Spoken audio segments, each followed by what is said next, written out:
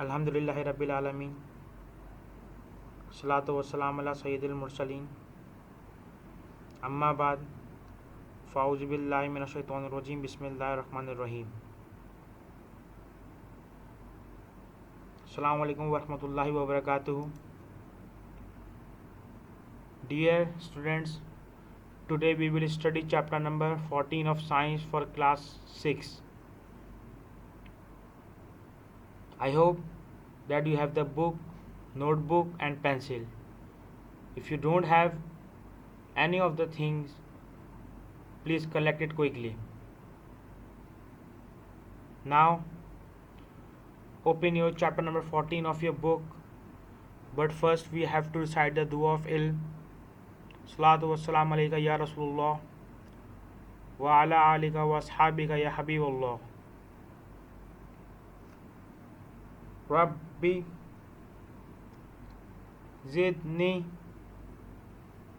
ilma. Ya Allah, increase my knowledge. Salatu wassalamu alayka ya Nabiullah wa ala alika wa ashabika ya Nurullah. तो my dear students, पिछले topic में हम water की कुछ states को discuss कर रहे थे और इसमें हमने कुछ इस तरह डिस्कस किया था कि वाटर जो है हमारे इन्वायरमेंट में मुख्तलिफ स्टेट्स में मौजूद रहता है, जिसमें सॉलिड, लिक्विड और गैस या वेपर्स की शक्ल में होता है, और ये हमारे एटमॉस्फेयर में एक साइकिल की तरह रोटेट कर रहा होता है, जिसे हमने वाटर साइकिल का नाम दिया था। हमने ये कुछ पॉइंट्स को डिस्कस किया था कि वाटर साइकिल जो है वो कुछ स्टेप्स पर मुश्तमिल है या कुछ इसमें स्टेप्स मौजूद है, जिसमें पहला इवेपोरेशन या एवापोरेशन था, the second one is condensation, third one is sublimation, fourth one precipitation, fifth is transpiration, sixth is run of and seventh and the last one is infiltration. अब वाटर साइकिल को समझने के लिए हमें पहले इन 7 headings को या इन 7 लफ्ज़ जो लिखे हुए हैं इनके कॉन्सेप्ट्स को जानना होगा। इसी के ऊपर हमारी वाटर साइकिल जो है वो पूरी मुश्तमिल है। तो आइए हम इसको डिस्कस करते हैं। सबसे पहले हम स्टार्ट करेंगे एवापोरेशन से या इवेपोरेशन से। Water cycle starts with evaporation. जो ये हमारी वाटर साइकिल है ये एवापोरेशन के अमल से स्टार्ट होती है। It is a process where water at the surface turn into water vapours. ये वो प्रोसेस है जिसमें पानी जो है जो हमारी सरफेस पे मौजूद रहता है वो कन्वर्ट हो जाता है या अपनी शक्ल को चेंज कर लेता है इनटू वाटर वेपर्स, यानी कि आबी बुखारात के अंदर या गैसियस स्टेट के अंदर। Water absorb heat energy from sunlight and turns into vapours.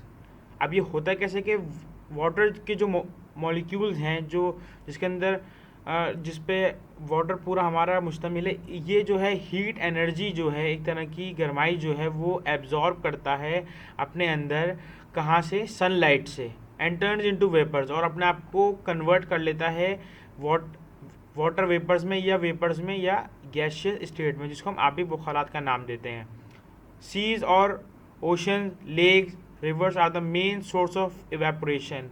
हमारे समंदर, हमारी दरिया, हमारे झील ये ज़रिया बनते हैं एवेपोरेशन के अमल का। तो ये इस अमल से हमने क्या सीखा कि इवेपोरेशन एक वो अमल है जिसमें पानी जो है वो अपने आप को बदल लेता है या अपनी हालत को बदल लेता है वाटर वेपर्स के अंदर या आबी बुखारात के अंदर। किस तरह के? Bye absorbing heat energy from sunlight, सूरज की रोशनी से हीट एनर्जी हासिल करने के बाद। हम इसको अगर और मज़ीद अच्छी तरह समझने की कोशिश करें तो हम इस पिक्चर से बखूबी समझ सकते हैं कि सनलाइट जो है वो हीट एनर्जी प्रोड्यूस करती है, जो कि हमारे ओशन, सीज वगैरह जहाँ पे हमारा पानी होता है वगैरह, ये वो हीट एनर्जी एब्जॉर्ब करती है और उसके बाद वार्म्स ओशन सरफेस, और जो पानी की सतह होती है वहाँ से जो है वो पानी के मॉलिक्यूल जो हैं वो हीट को एब्जॉर्ब करते हैं और अपने आप को वाटर वेपर्स में या आबी बुखारात में कन्वर्ट कर लेते हैं। तो ये था पहला हमारा प्रोसेस इवेपोरेशन, जिससे वाटर साइकिल स्टार्ट होती है। फिर जो सबसे अहम और दूसरा पॉइंट है वो है कंडेंसेशन। ये क्या है? As water वेपोराइजेज into water vapours it rises up in the atmosphere. अब जब के पहले स्टेप में पानी वाटर वेपर्स या आबी बुखारात में कन्वर्ट हो चुका है या मुकम्मल हो चुका है, अब वो आहिस्ता आहिस्ता हमारे एटमॉस्फेयर या हमारे माहौल में ऊपर जाता है, या वो मॉलिक्यूल्स आहिस्ता आहिस्ता ऊपर जाना शुरू हो जाते हैं। At high altitude the water vapours changes into very small particles of ice or water droplets because temperature is low at high altitude। जब ये मॉलिक्यूल्स बहुत ज़्यादा ऊंचाई पे जाते हैं तो वाटर वेपर्स या आबी बुखारात जो हैं वो आपस में मिलना शुरू होते हैं, एक दूसरे से जुड़ना शुरू होते हैं, और वो जुड़ते जुड़ते अपने आप को बहुत छोटे छोटे ज़रात में कन्वर्ट कर लेते हैं, और ये ज़रात जो हैं ये बनाते हैं पानी या बर्फ़ के ड्रॉपलेट्स या उनकी बूंदें, क्योंकि टेम्परेचर ऊपर बहुत हाई होता है इसकी वजह से।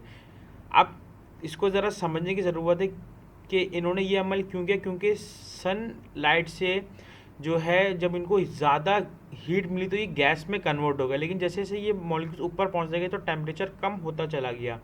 तो टेम्परेचर कम होने की वजह से ये वापसी अपनी हालत में आना शुरू हो गए, तो ये अपने आप को वाटर ड्रॉपलेट्स में इन्होंने कन्वर्ट करना शुरू कर दिया। This process is known as condensation. ये जो अमल है, ये अमल आपके पास कंडेंसेशन कहलाता है। These particles come close together and form clouds and fogs in the sky. जी हाँ, बिल्कुल, जो हमें बादल और धुंध वगैरह नज़र आती है वो इन्हीं की वजह से होती है, कि जब ये बहुत सारे मॉलिक्यूल्स या बहुत सारे ज़रात आपस में मिल जाते हैं तो ये एक बादल या फॉग की शक्ल इख्तियार कर लेते हैं।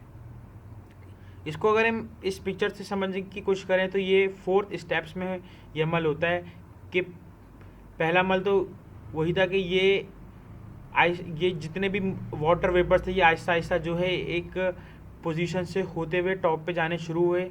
फिर ये आहिस्ता आहिस्ता कंडेंसेशन के अमल इनके अंदर शुरू हुआ और ये आहिस्ता आहिस्ता पार्टिकल्स जुड़ने शुरू हुए। जब ये बहुत छोटे छोटे पार्टिकल्स मिलके इन्होंने अपने आप को ड्रॉपलेट में कन्वर्ट किया या पानी की बूंदों में, तो फिर ये बूंदें फिर मज़ीद और जुड़ना शुरू हुई, और एक वक्त आया कि जुड़ते जुड़ते इन्होंने अपने आप को जो है वो बादल में या फॉग में या क्लाउड्स के अंदर कन्वर्ट कर लिया। ये जो पूरा अमल है कि वाटर वेपर से क्लाउड तक का जो एक पूरा सफ़र है, ये पूरा प्रोसेस जो है हमारे सामने जो है ये कंडेंसेशन कहलाता है।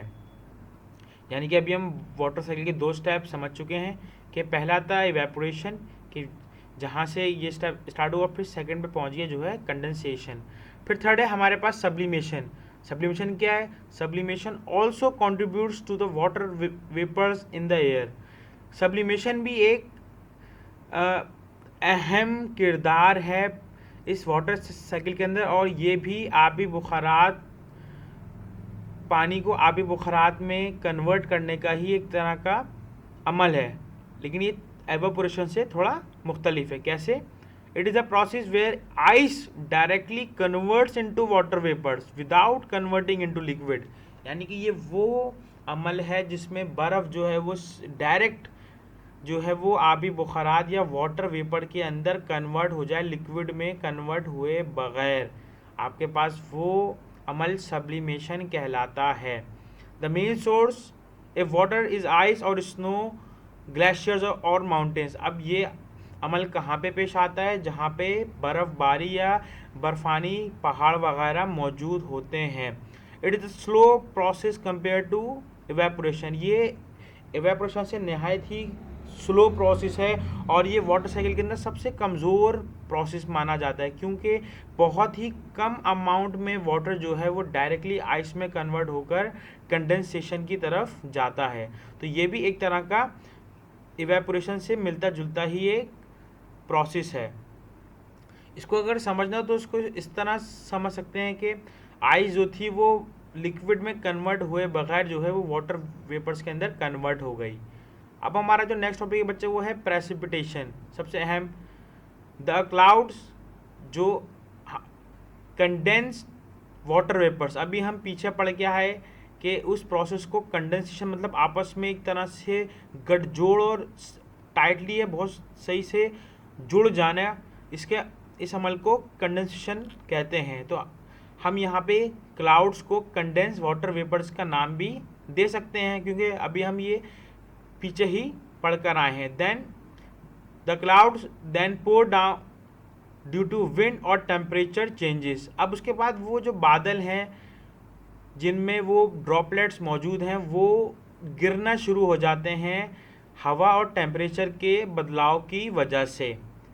These vapours pour down in the form of droplets, और ये वेपर या ये जो आबे बुखारात हैं ये ज़मीन पर गिरते हैं किसकी शक्ल में, ड्रॉपलेट्स या बूंदों की शक्ल में।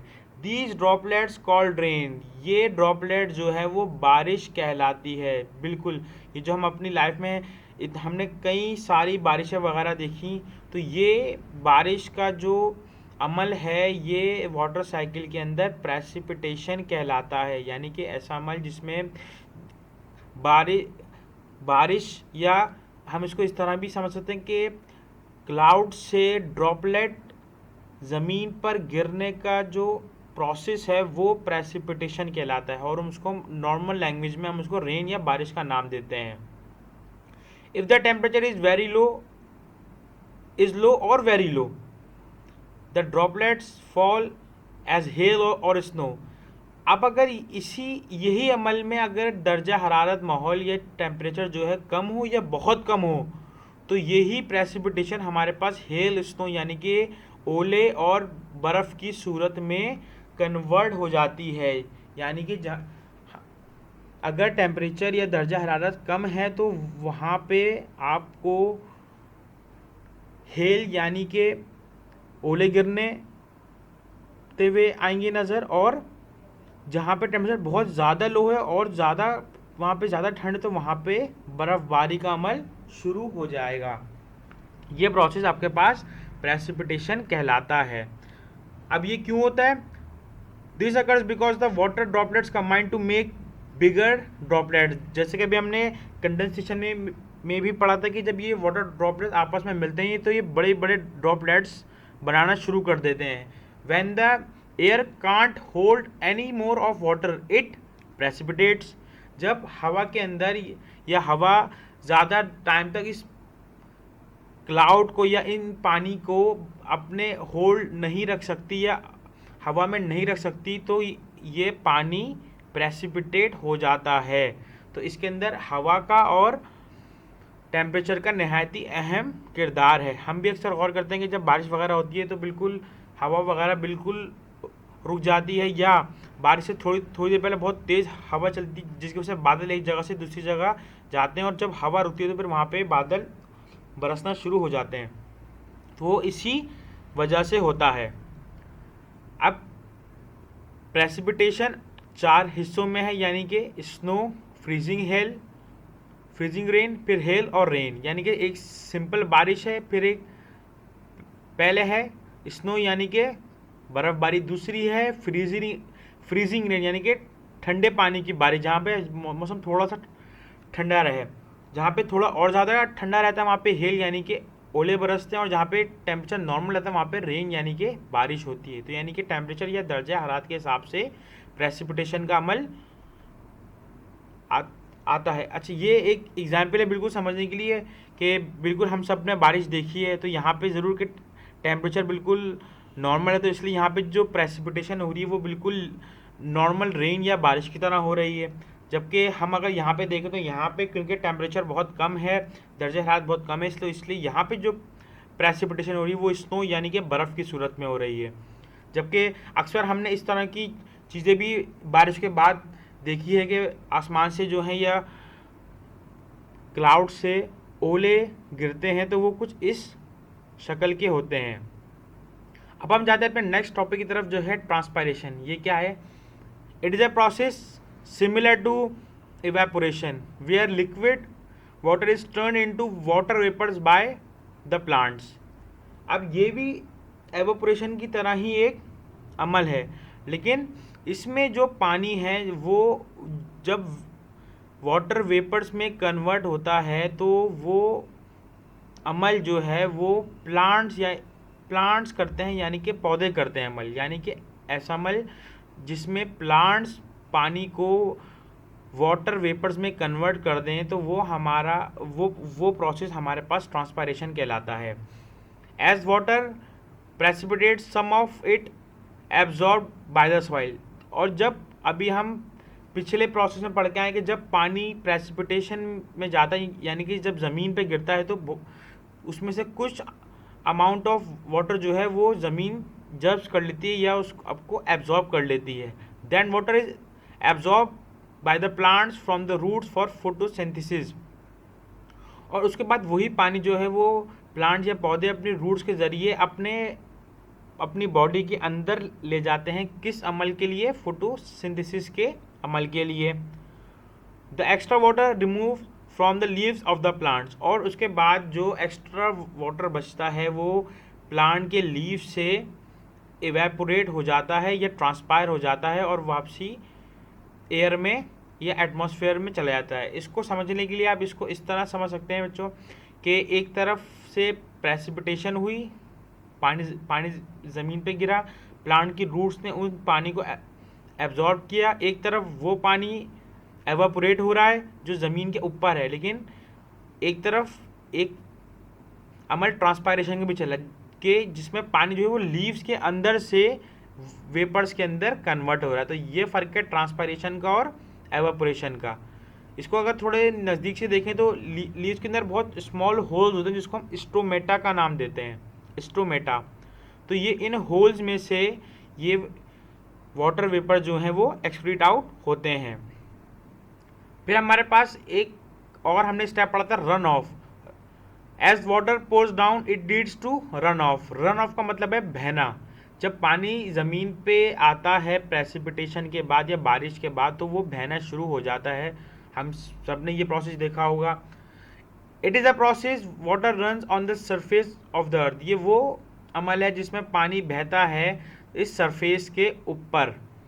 When the snow melts into water it leads to run off. और जब बर्फ़ भी पिघलती है या मेल्ट होती है तो वो भी जब वो पानी में कन्वर्ट होती है तो वो भी रन ऑफ करती है, यानी कि वो बहती है।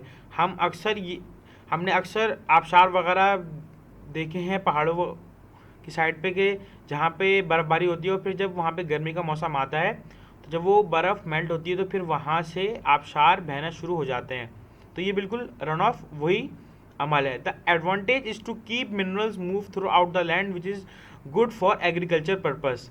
इसका फ़ायदा ये है कि जब रन ऑफ होता है, जब पानी के बहने का अमल शुरू होता है तो उसमें जो ऐसे मादनियात, ऐसे नमकियात जो कि पौधे को बहुत ही ज़रूरी होते हैं वो एक जगह से दूसरी जगह पहुंच जाते हैं, जो कि हमारी ज़राअत के लिए नहायत ही ज़रूरी है। अब रन ऑफ को इस तरह समझ लो कि पहाड़ी से या किसी पहाड़ पर बर्फ़बारी हुई, या इसको हम प्रेसिपिटेशन भी कह सकते हैं कि वहाँ पे प्रेसिपिटेशन हुई और उसके बाद उसके बाद वो स्नो मेल्ट हुई और वो रन ऑफ के ज़रिए हमारे लेक तक पहुँच गई। तो इस रन ऑफ के अमल को जो है हम वाटर साइकिल के अंदर नहायत ही अहम मानते हैं, क्योंकि इसी की वजह से लेक्स और रिवर्स में जो है वो पानी पहुंचता है। हमने नॉर्मली तौर पे इस तरह की पिक्चर्स बिल्कुल देखी होंगी कि छोटी छोटी लेक्स वगैरह और रिवर से पानी बहकर एक जगह से दूसरी जगह जा रहा है। हाँ, बस फिर अब हमारा लास्ट आता है टॉपिक, वो है इनफिल्ट्रेशन। ये क्या है? सम of the water precipitates absorb into the deep soil and converts there. This is called infiltration. जब प्रेसिपिटेशन होती है, जब पानी ज़मीन पे आकर गिरता है तो उसमें से थोड़ा अमाउंट ऑफ वाटर जो है वो हमारी डीप सॉइल या हमारी ज़मीन के नीचे पहुंच जाता है और वहाँ जाकर कन्वर्ट या जमा हो जाता है। इस अमल को हम इनफिल्ट्रेशन का नाम देते हैं, also known as ground water. और इसी को हम ग्राउंड वाटर भी कहते हैं, जो पानी हम ज़मीन से निकालते हैं। This converts water is pure and drinkable for us. और आमतौर पे यही पानी जो है वो बहुत नहायत ही साफ शफाफ और हमारे लिए बिल्कुल पीने के लायक होता है। Also use for plants and animals, और यही पानी पौधों और जानवरों के इस्तेमाल में भी लाया जाता है। इसको इस तरह समझ लो बेटा कि प्रेसिपिटेशन हुई और उसके बाद जब पानी रन ऑफ करना शुरू हुई, यानी कि पानी ने बहना शुरू किया, तो कुछ अमाउंट ऑफ वाटर ज़मीन के नीचे चला गया। तो रन ऑफ और इन्फिल्ट्रेशन बिल्कुल एक साथ का अमल है कि जैसी ही प्रेसिपिटेशन होती है तो पानी दो हिस्सों में डिवाइड हो जाता है। एक जाता है रन ऑफ की तरफ, एक जाता है इन्फिल्ट्रेशन की तरफ। रन ऑफ के बाद वो पहुंचता है लेक्स वगैरह में, और इन्फिल्ट्रेशन के बाद वो पहुंचता है ग्राउंड वाटर में। अब इस जो हमने सारे ये पार्ट्स पढ़े, हम इसको एक साइकिल में जोड़ने की कोशिश करते हैं कि ये प्रोसेस या ये अमल किस तरह चल रहा है। अब इस प्रोसेस को कुछ इस तरह समझो कि सब्लिमेशन और एवापोरेशन से ये टॉपिक स्टार्ट हुआ, और जब वाटर वेपर्स में कन्वर्ट हुआ तो वो ऊपर जाके कंडेंस हो गया या आपस में जुड़ गया उसी तरह वेपर्स में। और उसके बाद फिर अमल शुरू हुआ प्रेसिपिटेशन का, यानी कि उसके बहने का। अब जब वो बहना शुरू हुआ तो वो दो हिस्सों में बहा। कुछ अमाउंट ऑफ वाटर पौधों ने एब्जॉर्ब किया और वापसी अपने लीव्स के ज़रिए उस ट्रांसपायरेशन के अमल से निकाला, और वापसी उसको कहाँ भेज दिया, कंडेंसेशन के अमल में। तो ये तो एक अपनी एक छोटी सी बन गई साइकिल। उसके बाद बहुत सारा amount of water run of होना शुरू हुआ, यानी कि बहना शुरू हुआ, और उसके बाद उस बहने के साथ साथ जब वो लेक्स और दरियाओं में पहुंचा तो वो वापसी उसी अमल की तरफ पहुंच गया जहां से ये शुरू हुआ था। जबकि रन ऑफ का कुछ अमाउंट ऑफ वाटर जो है वो इन्फिल्ट्रेशन की तरफ गया, यानी कि ज़मीन के नीचे गया, और जब वो ज़मीन से निकाला गया, उसको कहीं पे रखा वगैरह गया, तो वो उसमें भी एवापोरेशन का अमल शुरू हो गया। तो ये एक साइकिल बन गई बच्चों की, जहाँ से प्रोसेस स्टार्ट हुआ था, प्रोसेस वहीं पर आके एंड हुआ, और फिर दोबारा प्रोसेस वहीं से स्टार्ट हुआ। इस प्रोसेस को हम वाटर साइकिल का नाम देते हैं। अब इसको हम अपने अगर नेचर में समझे तो यहाँ पे बहुत सारे नाम लिखे हैं। बिल्कुल यही प्रोसेस यहाँ पर हो रहा है कि किस तरह ओशन से एवापोरेशन हो रहा है, और फिर ऊपर वो बन रहे हैं, क्लाउड्स बन रहे हैं, फिर वो प्रेसिपिटेट हो रहे हैं, और वो एक साइड पे बारिश यानी कि लिक्विड हो रही है, क्या नाम है, प्रेसिपिटेशन, तो दूसरी तरफ जो है वो स्नो या बर्फ़बारी हो रही है। फिर वो मेल्ट होने के बाद पहाड़ियों से रन ऑफ के ज़रिए होते हुए लेक्स या ओशन में गया। कुछ अमाउंट ऑफ वाटर आपका ग्राउंड में चला गया, जिसको हमने इन्फिल्ट्रेशन का नाम दिया, और कुछ वापसी ओशन वगैरह में आ गया। तो बच्चों, आई होप आपको वाटर साइकिल समझ में आई होगी, और इसमें आपने ये चीज़ सीखी होगी ज़रूर कि किस तरह नेचर में या एटमॉस्फेयर में हमारे वाटर जो है वो एक जगह से दूसरी जगह ट्रांसफ़र होता है। In the end, my dear student, I hope that everything I have taught in this lesson is very clear. Revise it at home. May Allah strengthen your memory. Ameen. Jazakullahul khair.